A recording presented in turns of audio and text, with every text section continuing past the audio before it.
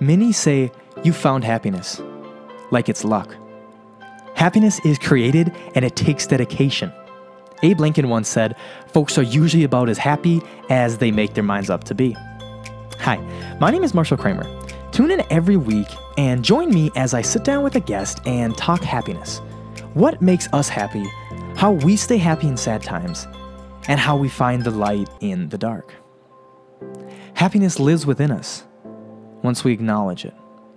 The Happy Campers Podcast, every week on all podcasting platforms. Hey, you beautiful people, and welcome back to episode 3 of the Happy Campers Podcast. I am here yet again with my friend, Ols, aka Young Prodigy, known to his music fans. We had the previous episode. This is kind of we had a little intermission, and we're going to get started on this one. And basically, just want to, welcome you back. And, thanks for that little break, and I'm glad we're ready to get started. Oh, yeah. And last episode was really fun. I really did that. I really enjoyed it. I'm really glad that it was so easy, and it's so nice to have a conversation. But we got a lot out, and we got a lot catching up. But now it's time to get to the real shit, right? Yep. The reason I made this podcast in the first place. Now, I told you guys in the first episode, when I was down in my time in high school and I really had my low, this man was one of the mans that was there for me. He was one of the few people I cried in front of. He was the person who always had my back. He was one who received all of my dramatic impulses and all the drama you could possibly think of, but yet stuck with me side by side. And we used to get deep. We used to talk about real things. And there's some stuff in both of our lives that have happened these last few years that we want to make public. We want to drop our blankets of vulnerability. We want to be naked in front of you to hopefully help you out, because maybe you've gone through something similar. And we have anecdotal evidence of how we lived through it and how we survived and now thrive. So, Ols,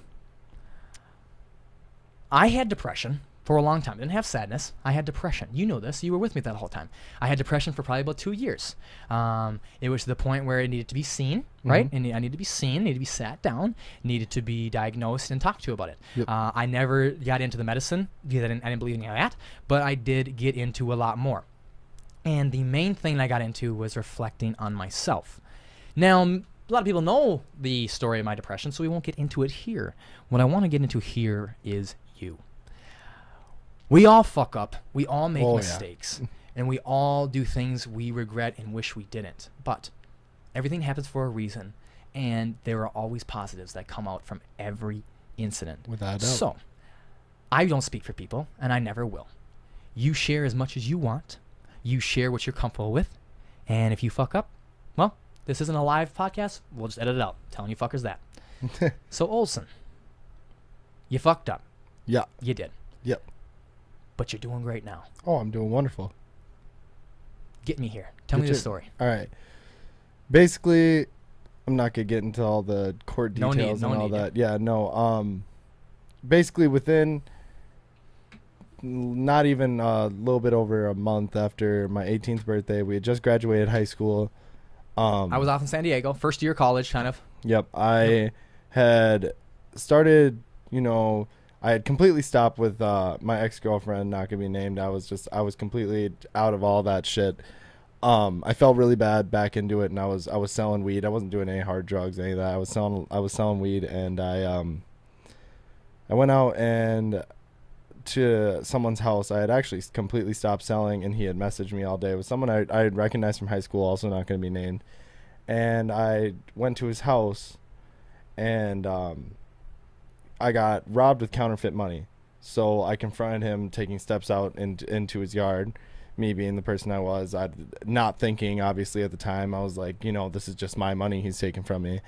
Then I got robbed at gunpoint. So they pulled a .45 caliber pistol out on me and put my head against the wall, basically threatening that they were going to shoot me. And I said, it was a moment of fear. And I think that was one of the biggest things that helped with change in my life, was really like reflecting on that moment. They could have killed me. That was the we're catching up and meeting again, but that is still to this day, that's the biggest moment of your life. Yes. Oh yeah. That's why you're here today. And and that's definitely the truth, is that They had completely legal rights. I was on their property. It's not a stand your ground law, but they could have obviously I know now they could have bullshitted and completely said that something else was going on. And that could have been the end of it for me. That could have been a bullet to my head. My parents, my family, everyone would just know that I died in some piece of shit trailer park somewhere trying, there was drugs involved. And it really made me reflect on who I wanted to be as a person. Flash a little bit forward. Basically, I was lifting at Snap Fitness with a few buddies of mine, and all of a sudden I got picked up and arrested. I didn't understand why. The truth is, because you just thought you got robbed. Like, what? Yeah, why, that's why what I mean. Yeah, so I left. So what happened was, post the trial's over, all that's over. I only have like 5 months left of probation, but going to. What actually happened, a neighbor had saw them pull a gun on me and called the police saying that, they just pulled a gun on an individual, outside. And the police showed up and were trying to, figure out what the hell was going on. So basically what happened was they had marijuana on them and they also had a weapon on them. So what they basically said was turn it around, and it was 2 against 1. There was no one else in witness of this. Yep. So what they said was I went there, I had assaulted them, I had robbed them of their money, they had pulled a gun out to stop me, and I had fled the scene. So I got charged with a 2nd-degree assault with a deadly weapon. I got charged with a burglary charge, and I also got charged with terroristic threat because they said I was threatening them, like whatever. Wow. Yeah. Jesus. Yeah, it was a very, very, very, very, very, very, like I cannot express. It was a very dark time in my life. Oh yeah. So flash through, I go to jail, I keep asking like why am I here? I didn't understand. No one explained the charges to me. I was in a detention cell for 36 hours. So no one didn't speak to anyone.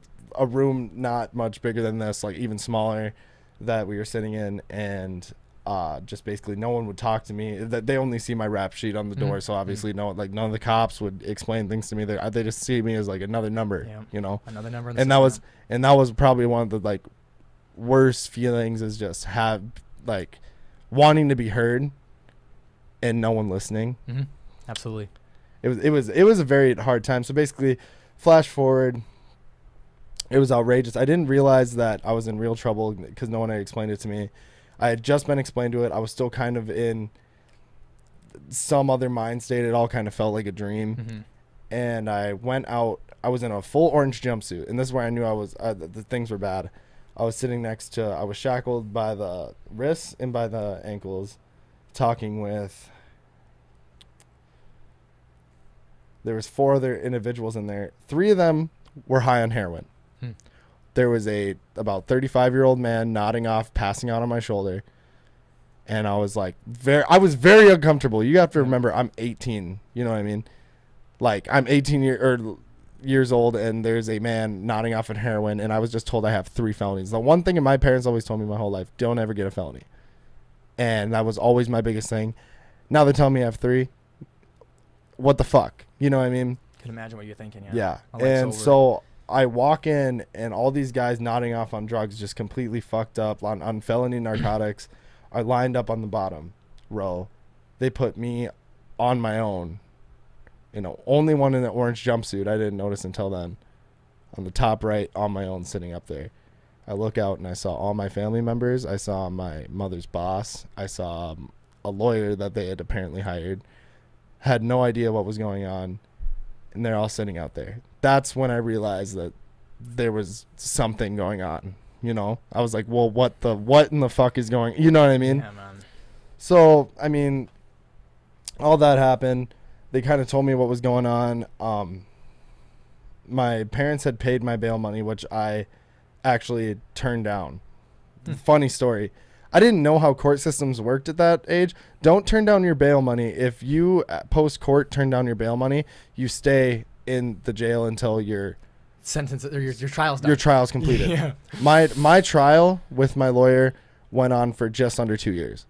You would have been there for 2 years. I would have been in jail, incarcerated for 2 years. Yeah. My dad called me on the call phone and looked at, and I was like, whatever he said, take Between the fucking the glass? No. Oh. No. He called me. You're inside your cell block. Oh, okay. So he calls me, and I was uncomfortable as fucking shit. Like Yeah, there was, I was in Gamma Block, which was where like people that have assaults, robberies, shit like that. The worst of the worst people. It's a federal detention facility. Cloud? No, I was in Sherman. Oh. So it's a federal. In Elk River. Yeah. Oh, and that's a federal detention facility. Yeah, it is. Yeah. So there were some very terrible people around me, and I'm 18 years old. Like people like that were going on trial for murder, being held and detained. They've been in there for like years. Serious fucking drugs. Like serious meth heads. I was meth heads. I was around all that. Multiple time felons. Oh yeah. So anyway, my dad calls me and he just tells me, he's like, "You're taking the fucking bail." And I said no. And I remember I was tearing up, and he was like, "You're taking your fucking bail. Like, what do you?" And I was like, "No, I'm not. Like, I make my own mistakes. I can deal with the consequences." You know, and as much as I'm not saying what I did was right, I've always been a very humble person. And I've always tried to, you know, be true to myself. And if I make a mistake, I'm going to pay the consequences for it. That's how I was raised. And it was just surreal. He just kept yelling, "You're taking the fucking bail." So I took it. My bail at conditional release was $5,000, which isn't bad. No, a lot of money though. Just to throw down. My unconditional bail, if I wouldn't have had probation during it, I think it was about $15,000 to $20,000 just for my bail. So yeah. Anyway, so I get a flash forward, get out of there. I go court month per month, and I keep going through trial for just under 2 years. Me and my lawyer fight it. We fight it. I was going to take it to trial, but here's the thing. They had went missing. Both the people that the offense happened to had not contacted the court, done anything like that. So things were very much going our way, and I wanted to take it to trial. I admitted that the reason that I was there was to sell marijuana. And I was completely honest about that. My parents have always taught me no lying, cheating, stealing. So I was completely honest with them on that part. I was like, you know, I was trying to sell them marijuana. They pulled a gun on me, blah, blah, blah. And I told the complete truth of the story. Well, here's the problem. When you go to trial for something that serious, you sit down in front of jurors. Oh, really? You had jurors? Yeah. I would have sat down in a group of my peers.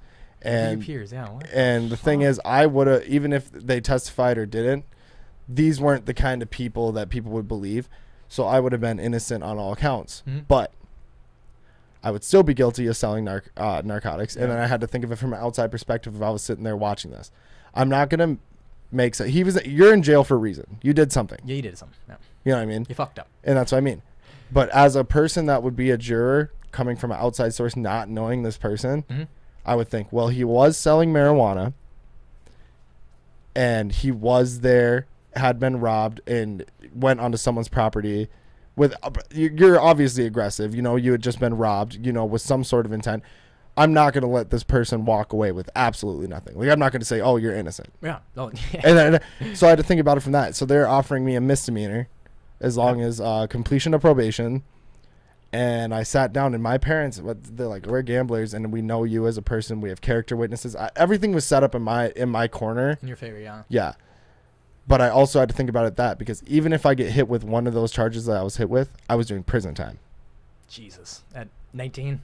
Yeah. No, 19? I was You were 18. I was 18. 18? Yeah. Yikes. Yeah, just turned 19. I went you through. Probably had enough in those 36 hours. Yeah. You're like, "Give me the fuck out of here. So my bed's comfortable." Oh yeah. So what I accepted though, I did more jail time. Did you? Yep. I accepted a jail stay of, I think it was a total of 14 days. They cut down a third, and I think I had like 8 days. Really? I had already touched 2 days, so I think I had 8 days. Yep. And the next morning you wake up counts as a day. It's like how many days you touch. That, yeah. So I accepted that, and said I'm going to do that with and then I accepted a 5-year probation, which I'm about to be taken off of after a year, because I learned all this shit about the court system during all this. Yeah, like, I didn't know shit. I didn't know shit. Yeah. If you are out on bail, I was on bail. Like I said, it was almost two years that I was going through my trial. I was out on bail. None of that counts towards your probationary. So you're on probation. I was being urine tested multiple times a month, And none of that actually goes towards... Because your trial hasn't finished, right? Yeah. Yeah. So once you actually finish it, that's when they're like, okay, now your probationary period starts. I didn't know that. That fucking sucks. And it's funny because a lot of times when they have like murder sentences and they're gonna be put away for 25 years, if the trial took 2 years, they'd be like, all right, man, you got 23 years left. You already did your 2. You already did 2. Fuck. Yeah. And Granted, it's only 8 days, but still 8. I don't want no fucking week. I'm not doing. I ain't doing a motherfucking minute. I did on that side of the I glass. did get work release, which isn't up, and like I said, I work a lot. I work about 60 plus hours a week, or around 60ish, and so that was a plus. But they lost my paperwork. Who did? The people at the jail. So when I actually did my time, I was stuck in Gamma Block again with the same fucked up people. Jesus. For 5 days, and it's a 23-hour lockup, so 2 hours free. So they give you... Back it up just a little bit. Oh, sorry. You're good. So they give you... Perfect. 20... Or what is it? Yeah, you have a 20-minute lunch period 3 times a day. Thank you. Anyway, you get a 20-minute lunch period 3 times a day. So your breakfast, lunch, dinner. Mm-hmm. And then it rotates on if you're eating in your cell or not. Because they can't have all these fucked up people in the same area. Fair enough. So... And it rotates, and then on top of that, you get 1 hour of free time, so 30 minutes, 2 times a day. Other than that, you're sitting in your cell. I read fucking, I think 4 books. Yeah, I would have read. But anyway, so all that shit happened. I walked away with a misdemeanor. I haven't been in trouble since. I've really put myself together. The only other thing I have to speak on is just like, a lot of people like listen to this and be like, "Oh, he's all fucked up. Like, what the fuck?" Nah, man. Takes a lot just to do this. And but the speak truth, in front of it, man. But the truth of the matter is, and I'm not saying I didn't fuck up. A lot of the people that are watching this podcast, if you're watching it, have done shit that can land you in the same position. Absolutely. A lot of you people have done shit that land you in the same position. The only difference is, I did. Mm-hmm. I got myself in that, and I'm not saying it's right. No. But I'm telling you this too. It could have happened to anybody, though. If you're going through an experience like that, even doing a small amount of time in jail is one of those experiences, and like going through all that, it's going to make you or break you. Got arrested for using a fake ID. And I remember him saying he was in there for a night, and he's like, no, give me the fuck out of this. I am not doing any of this fucking shit. And dude, yeah. And that's what I'm saying is that it's one of those experiences that will make you or break you because you don't understand. You don't understand what it's like. People don't understand. You are in a box for 23 hours. Yep. No one's speaking to you. No windows. No windows. No outside light. No contact with the outside world. And no leaving that box. No. You're just in it. You can't go walk down the hallway. No, you can't. You just stay in here the whole fucking Yes, day. and you go through such a depressive state. Like, even when I got out, I didn't show up to my family's Thanksgiving. I almost didn't show up to my family's Christmas. I felt like such a failure. I felt like everyone was looking down on me. Yeah. But now being here, my family was the most supportive thing that I had. I had recently, before that, I'm not going to name names, but I had lost a very, very close friend of mine. Basically, my grandpa just got diagnosed with leukemia with 2 months to live.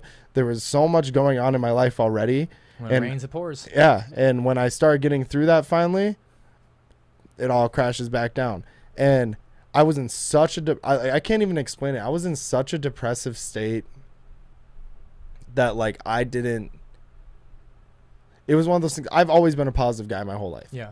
My entire life. I've tried to see the light in things, or at least like project something onto others that make them, no matter how I'm feeling. Yeah. I didn't leave my house.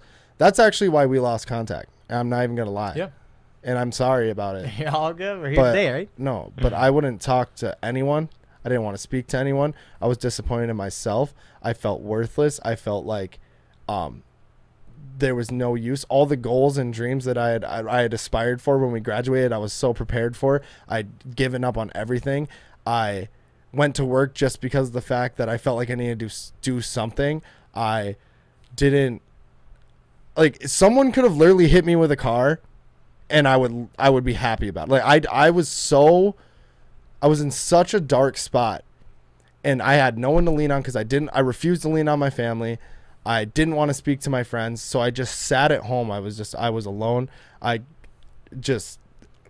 stopped making music. That was one of the main reasons I stopped making music, is because I would make music and it would depress me. I would say I would like think I'm making a song, and I would say I would be so sad. It would be so real. And it would be, yes. And it would, I'm like, I'm not putting this out into the world. Sad music. Yes. I'm not putting this out in the world. And so I just was like, fuck it. You know, I probably wasn't even good at it anyway. I fucking was done with my music. I just gave up on aspirations, and it was such a dark place. But through that, you have to find a light. There's always a light at the end of the tunnel. Like I said, this was an ongoing process. I mean, even going on now, 3 years, you know what I mean? Like it was like, it was outrageous, dude. But through that, you have to go. That's when I picked up the gym. I got stretch marks because I started, like we were talking about earlier, where it's just like, there's a point where it's too much. I would take pre-workout, I'd go to the gym for 2 hours and just tear myself up because I needed it. I needed to do something. I needed to do something. Yes. And it wasn't healthy for me. I actually developed a hernia. Really? Yes. That's what happened. Yeah. So that's why I take it light on squats and deadlifts now, because I can't. I Super push. light. Yes. And I went from so small to a larger size because I just pushed myself, and I felt like I needed to prove something, and I wanted to be bigger than people because I felt like I needed to prove something to people. And I would go out and I'd work nonstop, just trying to make all this money so I could have all this money, and so people know I have all this money and I'm this big and I'm this big deal, because I felt like I had something to prove because I had fucked up. Now, seeing it from an outside perspective, I create healthy habits now. Those were not healthy habits. But the truth is, I want those goals still. I still have those aspirations I did before, but what I did is I backtracked myself. Yep. I put myself in my head. I was in a bad state. None of even the things I was doing was healthy for me.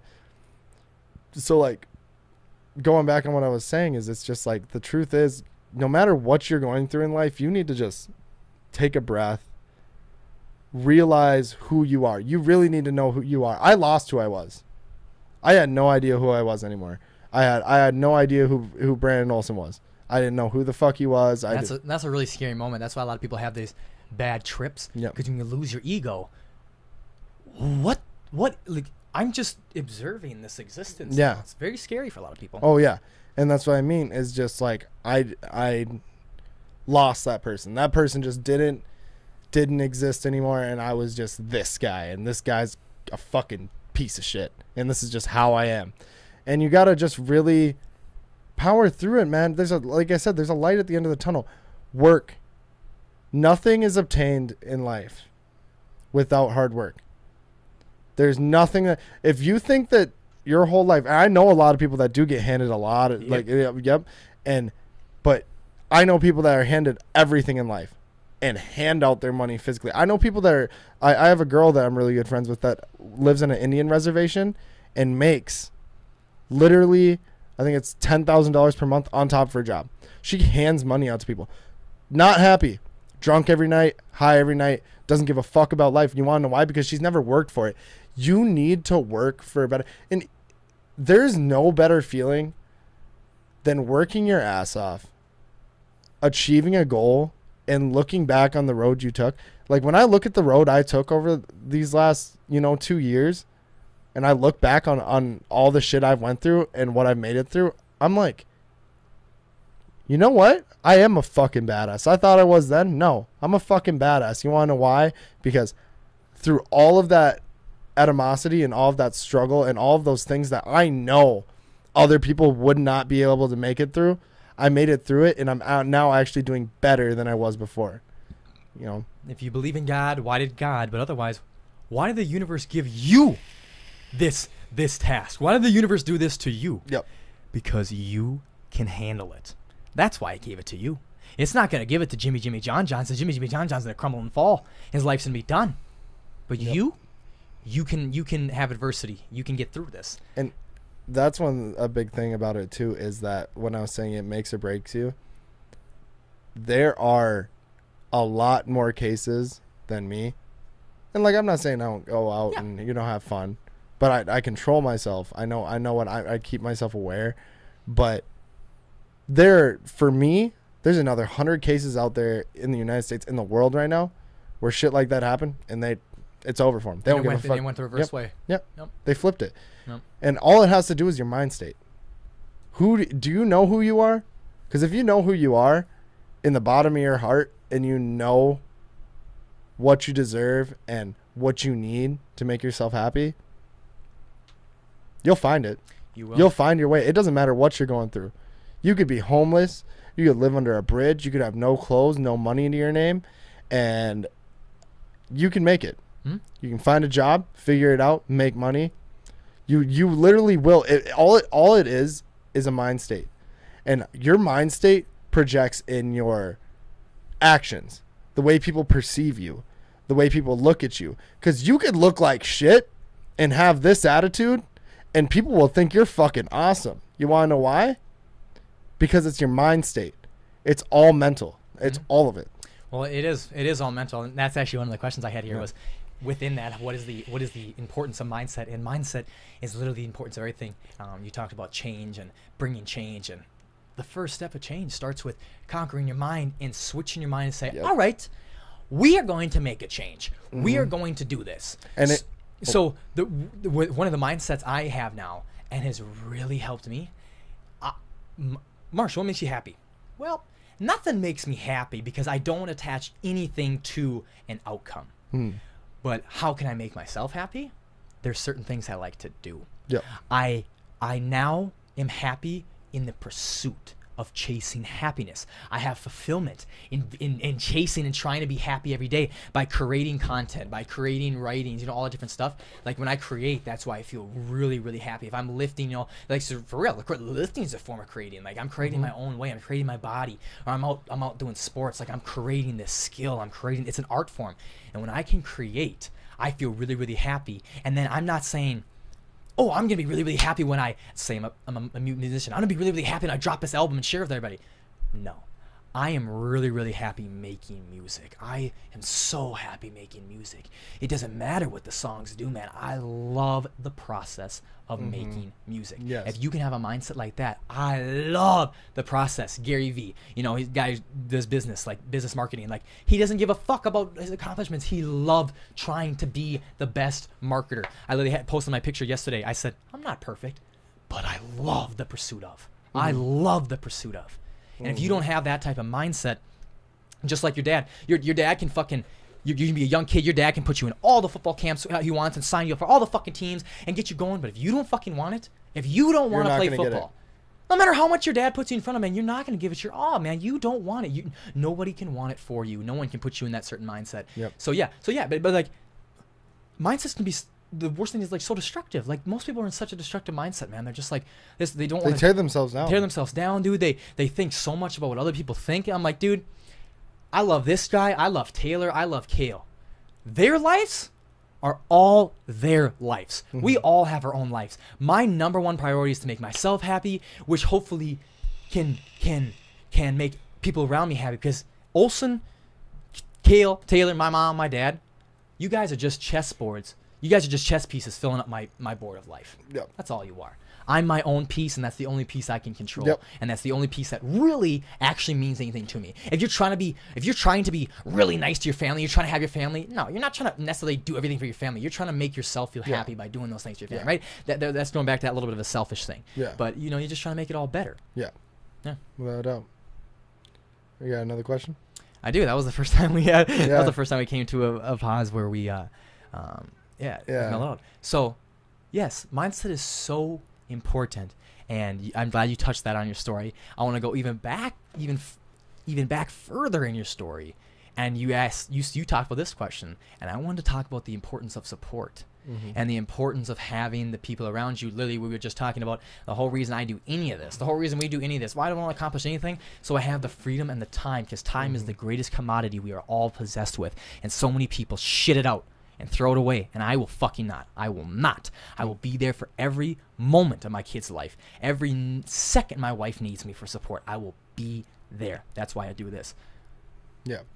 Going through something where we really fucked up, right? I fucked up in not ever wanting to reach out to people and never wanting to like understand where my problems came from. That's how I led to my depression. My depression, was I always say was self-induced. Was a self-induced depression because I never fucking took control of it. Yeah. Like it was natural. I was responding to natural circumstances. I was, getting rejected by girls. I was falling apart here. I was not lifting where I wanted. I was moving away from family. I was losing friends. Like it was all natural circumstances. Yeah. Naturally to feel sad, but it's not natural to feel sad on those things for more than a week. Yeah. That's your fucking fault, Marsh. Why were you not getting to it? And what really helped me out a lot was the people around me, right? I know the importance of support. Where was the support? What was the importance of support in your story, in your event? See, like I said, I didn't have like you were just talking about. I refused a lot of support. I'd say one of the biggest impacts there was for me where I like kind of started to open up is when I got out. The first person that showed up to my house was, and that's what's crazy there.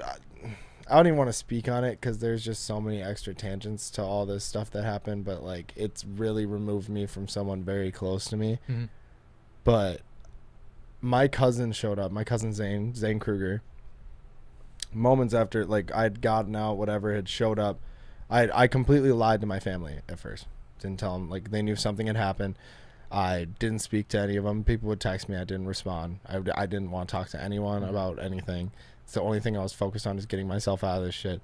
And my cousin just showed up to my house. And he opened the door and he came downstairs. And he was crying. He was in tears.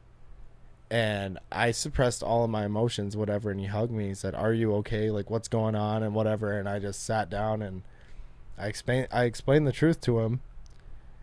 And instantly he got mad and whatever and flustered. But and I was like, "It's fine. It's my mistake. I will figure it out." And I reassured him. But I think that was the biggest impact on me is that that's when I stopped talking to everyone. And I would lean on my family so heavy because I realized, like, when it comes down to it, 90 to 99% of the time, it doesn't matter how long you've known someone. It doesn't matter how many years. It doesn't matter how important. The only people that are always on your side is your family. And those are the only people that I leaned on because I didn't trust. After that, too, I'd been screwed over by by friends before. Even more shit had happened. And I know how much shit I went through in this period of time. And I was like, fuck all you guys. Like, I don't need any of you. None of you are good to me. I've done nothing but given you support, been helpful, been there. And you were probably the only one that was trying to be there, but I didn't want any of it. I get that. Yeah, you know what I mean? And I was like, no, but I seriously was like, I've always supported you people. I've always been there for you. I've always put you before me, even though I shouldn't, but I've always done that. And when it comes to return the favor, where are you? You're nowhere to be seen. You're busy off doing your own thing because you don't give a damn about my life. And that was one big thing for me is my cousin came down crying, like legitimately crying. I don't know another person. I don't know any person friend-wise that would learn just something like that had happened to me. And their immediate reaction was to be crying. Like they would physically cry. And that just when it really hit me. And that's where my support system came with my family. And like I said, I didn't go to my family's Thanksgiving. I was very still like not trying to be around everyone, but that I finally went out and opened up during Christmas and I really connected with my family again. And that was just what I had. Those were my support. That was my support system. That's who I had. Those are the people I had to support me. And it helped me through a lot of it because they didn't treat me like someone that had just went to jail, had just committed a crime. And that's one thing that my cousin said to me. I had a breakdown one night. One night I was just done, dude. I was done. Like I was drunk as hell. I was on my own at my house and I was like, I don't give a fuck about life. And he called me for some reason. And he said he just had a feeling and that's what the universe does. Yeah. And he drove to my house and I just remember being like, I just don't give a fuck. And he's like, this is what you don't understand, Brandon. And I'm like, what? And he's like, you are the same person that I've known since I was 6 years old. It doesn't matter what you've done, what you did. I know you through and through as a person. I know who you are. You don't have to explain that to me. You don't have to explain that to anyone. You don't have to explain that to our family. We've known you your whole life. We don't see you any different just because you made a mistake. You made a mistake. Shit happens. And that's when I sat there and was like, wow. Because even after that, I was making bad decisions because I thought this is just who I am. So I might as well embrace it. You know, I was doing more and more stupid shit. I was making the fucking empty-headed decisions. And he sat me down and said that. And I was like, you know what? I was here the whole time. Mm-hmm. What is, I'm an idiot. And that's when shit really turned around. I was like, I'm an idiot. You need that support system to make it through moments like that. And that's when it goes back to like, oh, A, B, C, I need to get this done, this done, this done, this done, and you never have time for anyone. I remove my time for everyone. Even now, I struggle. I still try and make time for people whenever I can. Like, today I have my day off. Hell yeah, I'm going to come over here and do this fucking podcast. I don't give a fuck what the fuck I have to do today. Like, this is what I'm doing. Like, this is in my agenda. Yeah. But when you message me I work the next day and I have to be up at 6 a.m, and you message me at 11 like everyone does. Oh, come out and drink. I'm not going to drink with you until 4 a.m, buddy. I have work tomorrow. Mm-hmm. I have obligations and things that I'm trying to fill. You know what I mean? So no, I just feel like that's why you need a support system, but you have to make sure your support system's healthy. Your family is number one. I don't care if you have a bad relationship with your father, mother, whatever your family situation is.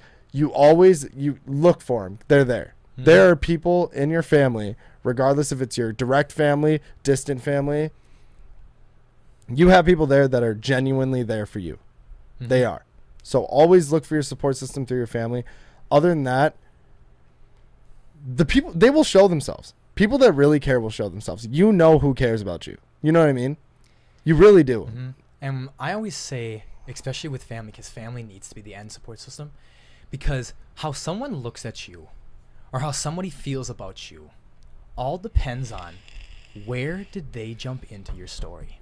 What chapter did they pick up on, right? Was it a good one? I started on a chapter of smoking weed with you, having a buddy. Yep. You know, the guy that was always sharing, the guy that was having people over, nice guy. Mm-hmm. So, no, I was not the police officer that arrested you, and my story started there. I'm like, yep, this is the fucking guy that sells drugs. This guy's a felon. Yeah. That's what those cops and some people who don't know you, high schoolers, whatever, hearing stories, that's where their story fucking started. Because it was a talk of the town. Yeah. All that small Oh, yeah, and shit. That fucked with me, too. I didn't want to talk to anyone because I'm like, I know how Becker works. Everyone knows. But you don't know my full story. I flipped the first page. My mom saw the first page before I remembered it. She knows me. You don't fucking know me. Yeah. You picked up on chapter 12 when I started high school. You don't fucking know me. Yeah, you didn't even pick up then. Half the people just saw the headliner and just saw that. That's all they care about. They don't care about all the other things. They just saw the chapter headline, yeah. They don't care about the, 4 mission trips I've been on in my life. They don't care about all the church work. They don't know about the fact that I don't or that you were the giver. You were one of the town's givers. Yeah, and that's what I mean. And I wasn't. I don't. Not trying to get religious about houses, it. Yep. Booze. I was always. Whatever. Yep. You were a giver. I would. Yeah, and I would always go there support. I would give people money if they needed money. I was always just trying to support people, and I just felt like at that moment everything turned on me, like out of nowhere. Like everyone was just like, "Fuck you." Mm-hmm. I was like. You know what I mean? Like, I just feel like and you just really have to pay attention to that. And that's a perfect analogy. Like you said, that they turned to this chapter and focused on this chapter. How many other of those people that aren't really in my life anymore, how long have I been there for you? Mm-hmm. How many times, even through shit like that, I know people that have went through shit like that, and I was there supporting them through all of it. But then all of a sudden, when the roles turn, roles reversed. Yeah, no one's there. And that's just its own thing, And we all have bad chapters. We all have dirty, fucked up chapters. But it does not mean your story can't end right? And what was I thinking about? I'm losing my mind here. I was going to talk about the story, and then you started talking about other things. What were you talking about necessarily? I'm losing my mind. You said something. Oh, I was talking about how it's crazy how people are. Yes. Okay. So then, because you and I were both good, where were the parties at our senior year? Oh, yeah. My house. Oh, yeah. Who had all the booze? Oh, yeah. I did. Yeah. I was the provider. I was always there to text people. Oh, you need help? Oh, I got you. Oh, you need a ride? The Mustang's you need a there. ride? Oh, you need anything? We got you. Oh, someone's throwing up. Let me find you. Your mom's here. Yes. I'm gonna make sure I load you into your car. Dude, that was both us, Yes. dude, and we were friends, and that exemplified us even doing that more. But I finally, it wasn't the first time I had depression. It wasn't even San Diego the second time. It was this third time here that I finally took responsibility. And I'll jump quick. I will say, to have full liberation and have full happiness in life, you need to take not 100, but 1,000% responsibility for every way you feel. I truly just think that. And let me just give you an example. Yep. So we were there for them. We were there for every fucking one. Okay? I don't give a shit. We were there. And no one besides him or I was there for us. I took responsibility in that. How the fuck did I give you guys that power to make me feel that when you're not there, I felt this shitty? Fuck me. Why the fuck did I give you guys that power? Fuck that shit, man. I should never have given you guys that fucking strength. You don't have that fucking control over me. No more will anyone ever have that control over me. And I was just gonna say the same thing.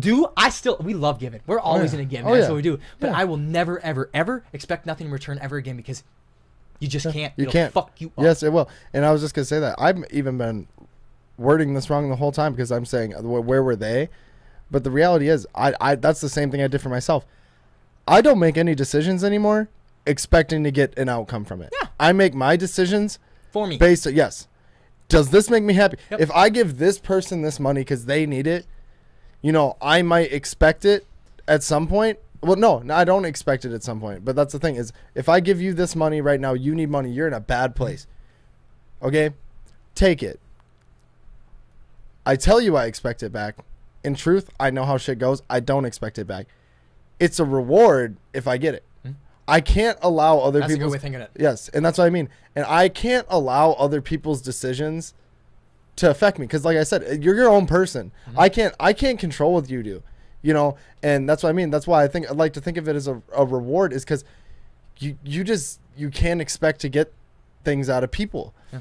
I said it all through high school, and I need to start practicing what I preach, and I used to say it all the time. You can't make decisions for other people. You could tell someone the same thing 10,000 times, and they will make the wrong decision 10,000 times, and then they'll come up to you with the same preach on how did this happen. It's just not worth it at a point. And then that's when you start just going, it just shit happens. Yeah, you can't hand someone the rule book. Okay, you can't hand someone a book and be like, this is all the answers to life. Here you go. And it all comes from experience, and it comes from, maturity, and it comes from, who you are as a person, your heart and your soul. It really does. And I really like your way of thinking of that, because I think about that just like that. So as an example what I'm saying is, when you give something, you don't expect anything in return. And if you do get something, it's a fucking reward. Yeah. Because there's a device I have that both of my roommates like to use, and you roommates definitely know what you want. You come in here every day asking for that. But my device is a little bit broken, and I don't like people using it, because I know if you fuckers took that shit in your rooms and you used it and you broke it, I can't expect the money back. I gave it to you guys for a reason. I know what to expect. I did it, and I wouldn't expect your money back, and I know you two probably wouldn't fucking buy it back. Okay? Yeah. I just know that, and that was my fucking fault. That's my fault. That was not Kale or Taylor. I can say their names, my roommates. Yeah. And not the device. But they broke it, but I gave it to them. I gave permission for them to break it. It was my fucking fault. I can't expect that shit back. Learn to say no. Learn to say no. I do it every time. They don't get the device no more. Yeah. They don't get the device. That's what I mean. That's what people don't realize. And Kayla, they came in yesterday. He's like, oh, can I use a device if I am really gentle? I'm like, no. I'm like, no. No. And like I was saying though, I was a yes man in high school. So was I. Always a yes man. Literally, always a yes man. Literally, and then I started to value my own time. Yep. And understand once again, time is the one commodity we are all blessed with, and it is the most precious thing on this earth. And you can never get it back. Ever. That's the worst part about, like I said, that year and a half experience, 2-year experience for me, that was so brutal, is that's all I think about now. And I was telling you earlier, I'm a person that will spend $100. I have no problem spending the $100, but then later I reflect, how many other things, what could I have invested with that? It's the same thing with my time. Oh, so yeah. How many things could I have done with all that time that I was moping around? How many girls, Brandon Olson, could you and I have chased or went after if we weren't caught up on the 2 we were? Yep. We both have that girl. We were caught up on the whole fucking high school that took all my fucking time and energy. God damn it. All my fucking time All and of energy. it. That's all I cared about. God damn it. Yep. I think about it all the time. I let it affect emotions. I mean, I'm still in college, and I'm glad I got to memorize that, so I still got time to chase skirts or whatever, you know, so I'm glad I still got that. I'm not too late. But I wasted from 6th grade to 10th grade 4 fucking years of my life on one woman, man. That is some time I really wish I would have had back, and it's all time on my fault. That's all time on my fault. Yeah. I wasn't able to see anything more. Anything, You set a goal and you seek to achieve it. Sometimes you just have to cut your losses. You know what I mean? Cut your losses. Yes, and that's really what it's about. Well, shit, I tried for you. It took 2 years. Fuck it. Yeah. Move on. That's what I mean. It took me 4 years to say that, but Yeah. I did eventually cut my fucking losses. But that's what I mean. said, "Oops, skirt." Yeah, that's what I mean, and that's the biggest thing too. Is like, there's things that you can impact that you can directly do. Like we've been speaking about. You know, you can make sure you go to the gym. You can make sure you can go to work. You can make sure your relationships are good and that you're good with people. And you know what I mean. You can make sure that you're prosperous. That's all you. You can't affect how this person feels about you. No. I could go and try and talk to this girl, and she doesn't feel it. And I can still be like, well, I'll try harder. Yeah. Odds are it's not going to work. Let me cut to that one. And then, so you go up there, you try it, you put yourself out there, and then it fails. And then people go, oh, whatever. Don't take it personal. Don't take it personal. It is 100% personal, right? Because I'm not good enough. Yeah, she wasn't into you. She's not into you. It is super personal. I remember a girl told me that, oh, Marsh, don't take it personal. Bitch, it is personal. You don't like me. I understand you don't like me. That's not your fault. You're not into this. You're not into this. Okay, no problem. But yeah, it is personal. It is personal, Just yeah. get the fuck over it, though. Just get the fuck over it. Because if you're looking for whatever you're looking for, there's somebody looking for it from you. Yeah. There is. If you're looking for a relationship, there's someone who wants to be in a relationship with you. You're looking to fuck, there's someone that's looking to fuck you, man. You may got to go down a little bit from what you're thinking about, but there's somebody who wants it. So Yeah. it's your fucking fault. Yeah, bro. but and that's completely reality though. Like I love when, well, I don't love, but I hate when people say that. It's not personal. There's a lot of like what's an example besides women? Like, hey man, I know you really wanted this shift off of work and it was your grandma's funeral. This actually happened recently, and it was your grandma's funeral. You know, I've just been busy. I really wanted my day off, so like I hope you don't take it personal. Yes, I fucking take it personal. How much shit do I do for you, man? How do you not respect me enough? But yet again, it's my fault. Have you already agreed to this? Huh? You already agreed to doing this? Oh, yeah. And they canceled the day Yeah. of the... I went the day of my grandmother's funeral. I went to work. I went to work that night, and that's what I mean. Is I was like, seriously. And that's another one of those things. It's my fault because I do these things for people expecting an outcome, not thinking of it as a reward if it works out. I do things for me. I'm going to take this shift because I want the money. Yep. But I was thinking, they asked me if I want to take the shift. I don't really need the money, but I'm going to take it anyway because I'm going to be nice. Yep. No, I need to take it because I want it. If I want it, fuck you. Yeah. I'm not taking, you know what I mean? I'm not fuck you, bitch. Yeah. Nobody, like, you have not taken a shift of mine before, so I'm not paying you back. Yeah. And that's what I mean. And that applies with a lot of things. And that's why I don't like that. I don't like those words at all. Don't take it personal.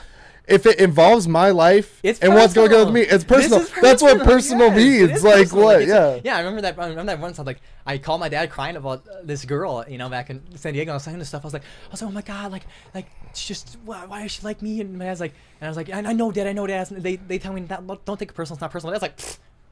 The fuck it isn't. That shit's super personal. He's like, that bitch doesn't like you. That is super personal. Yes. That woman, I shouldn't keep saying that. I don't like when I keep saying that. But anyway, yeah. But yeah, that girl doesn't like you. That's super personal, Marsh. She doesn't like you. That's totally okay to feel the way you feel. Without a doubt. But you need to understand it's okay. Yeah. It's okay. Yeah. It's totally okay. For sure. Personal things are totally okay to take in that way. But I was trying to get from something you were talking about on the last one. I need to go to the bathroom quick. Do you? Yeah, go ahead and go to the bathroom. I will just continue talking. And he was talking about doing it for yourself. And he was talking about doing it for yourself and keeping things for yourself, not to the fact that you want to be nice. So say you're taking a shift, not to the fact that, oh, I want to be nice and I'll take this shift for them. Only take this shift if, one, you're paying them back. Right? Or you're trying to get a one up. You're like, oh, I know I'm going to have a shift in the future that I need taken. So I will take this person's shift today. So hopefully she'll take mine in the future. Right? That's still setting you up for that expectation, which, you know, hey, it's your life. Do what you want to do. But otherwise, do things for you, man. If you're not getting something out of it and you know they don't give a shit about you, which most people do not, then don't waste your time. And if you do waste your time, do not expect something in return, and do not expect that they actually care about you, because my God, when you set expectations, all you are doing is setting them up to be let down. That is a huge thing I've done with trying to find my way of happiness, is to just stop setting such high expectations. I set expectations for myself. I set expectations for what I want to do and conquer, but I don't set expectations for others. I remember back when I was in high school, I used to literally sit every Tuesday and Wednesday and Thursday night just like going to bed, but I have a hard time falling asleep because I was setting so much stuff up for, oh, I can't wait for Friday. This is going to happen on Friday. This, and this, and that. The stuff I thought was going to happen on Friday never fucking happened. And oh my God, was I so let down. Oh my God, was I so let down. And let me tell you this. When you don't expect stuff from people, when you give without anything in return, you will be surprised by how many people do care for you. Yep. You will. They will show you. And the reason why you'll show more is because you won't be focused on the negatives of what they're not doing for you. You won't be focused on what they're not doing for you. Because like, I've done all this for you, all this, and that, and you can't do nothing for me? No. You just go, oh, I'm going to do this for you because I like doing this. It makes me feel good. And all of a sudden, 2 weeks later, they do something for you. You weren't thinking about this person should get back to me. It just happened. And it's just it's a reward.